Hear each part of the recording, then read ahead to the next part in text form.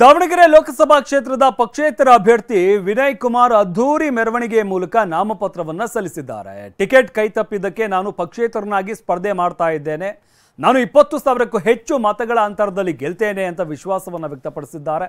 ನಾಮಪತ್ರ ಹಿಂಪಡೆಯಲ್ಲ, ಗೆಲುವು ನಂದೇ, ಈ ಸಲ ಕಪ್ ನಮ್ಮದೇ ಅಂತ ವಿನಯ್ ಕುಮಾರ್ ಹೇಳಿದ್ದಾರೆ.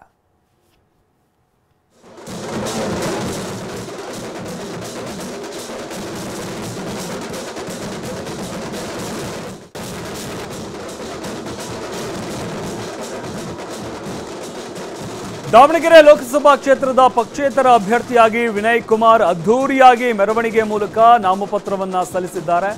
ಇನ್ನು ಟಿಕೆಟ್ ಕೈತಪ್ಪಿದ್ದಕ್ಕೆ ನಾನು ಪಕ್ಷೇತರನಾಗಿ ಸ್ಪರ್ಧೆ ಮಾಡ್ತಾ ಇದ್ದೇನೆ, ನಾನು 20,000ಕ್ಕೂ ಹೆಚ್ಚು ಮತಗಳ ಅಂತರದಲ್ಲಿ ಗೆಲ್ತೇನೆ ಅಂತ ಈ ಸಂದರ್ಭದಲ್ಲಿ ವಿಶ್ವಾಸವನ್ನ ಕೂಡ ವಿನಯ್ ಕುಮಾರ್ ವ್ಯಕ್ತಪಡಿಸಿದ್ದಾರೆ. ಜೊತೆಗೆ ನಾಮಪತ್ರವನ್ನ ಯಾವುದೇ ಕಾರಣಕ್ಕೂ ಹಿಂಪಡೆಯಲ್ಲ, ಗೆಲುವು ನಂದೇ, ಈ ಸಲ ಕಪ್ ನಮ್ದೇ ಅಂತ ಯೋಗೇಶ್ ಮೇಕಪ್ ಮಾಡಿ ತಿಂಗಳಿಗೆ 2 ಲಕ್ಷದವರೆಗೆ ಸಂಪಾದಿಸ್ತಾರೆ. ನೀವು ಕೂಡ ಅವರಿಂದ ಕಲಿಬೇಕಾ? ಅವ್ರ ಜೊತೆ ವಿಡಿಯೋ ಕಾಲ್ನಲ್ಲಿ ಮಾತಾಡಬೇಕಾ? ಈಗಲೇ ಫ್ರೀಡಮ್ ಆಪ್ ಡೌನ್ಲೋಡ್ ಮಾಡಿ. ವಿನಯ್ ಕುಮಾರ್ ಹೇಳಿದ್ದಾರೆ.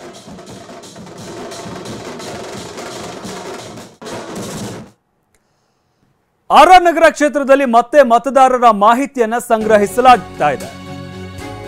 ಇನ್ನು ಅಕ್ರಮವಾಗಿ ಮತದಾರರ ಮಾಹಿತಿಯನ್ನ ಸಂಗ್ರಹ ಮಾಡ್ತಾ ಇದ್ದಾರೆ ಅನ್ನೋ ಆರೋಪ ಕೇಳಿ ಬರ್ತಾ ಇದೆ.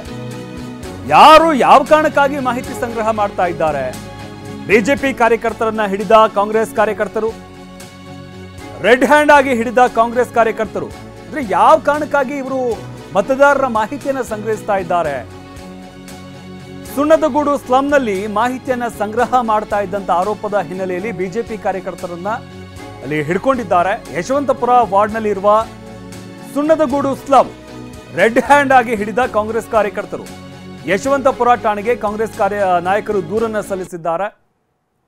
ರೆಡ್ ಹ್ಯಾಂಡ್ ಆಗಿ ಅವ್ರನ್ನ ಹಿಡ್ಕೊಂಡಿದ್ದಾರೆ. ಇಲ್ಲಿ ಗಮನಿಸ್ತಾ ಇದ್ದೀವಲ್ಲ, ಇದು ಇವರು ಬಿಜೆಪಿ ಕಾರ್ಯಕರ್ತರು ಅಂತ ಹೇಳಲಾಗ್ತಾ ಇರುವಂತದ್ದು. ಅಲ್ಲಿ ಸ್ಲಂಗೆ ಹೋಗಿ ಮತದಾರರ ಮಾಹಿತಿಯನ್ನ ಸಂಗ್ರಹಿಸ್ತಾ ಇದ್ರಂತೆ. ಈ ಹಿನ್ನೆಲೆಯಲ್ಲಿ ಅಲ್ಲೇ ಇದ್ದಂತಹ ಕಾಂಗ್ರೆಸ್ ಕಾರ್ಯಕರ್ತರು ಅವ್ರನ್ನ ಅಲ್ಲಿ ವಶಕ್ಕೆ ಪಡೆದಿದ್ದಾರೆ.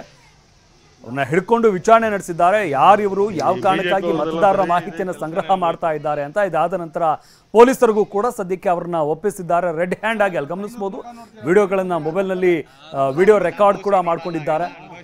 ಮನೆಗಳಿಗೆ ಭೇಟಿ ಕೊಟ್ಟು ಅಲ್ಲಿ ಮತದಾರರ ಮಾಹಿತಿಯನ್ನ ಸಂಗ್ರಹ ಮಾಡ್ತಾ ಇದ್ರಂತೆ.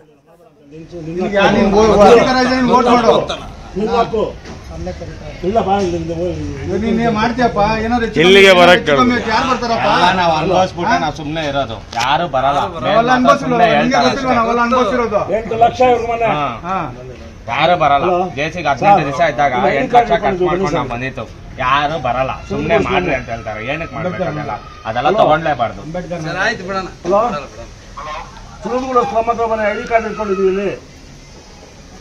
Hello sir, hello sir.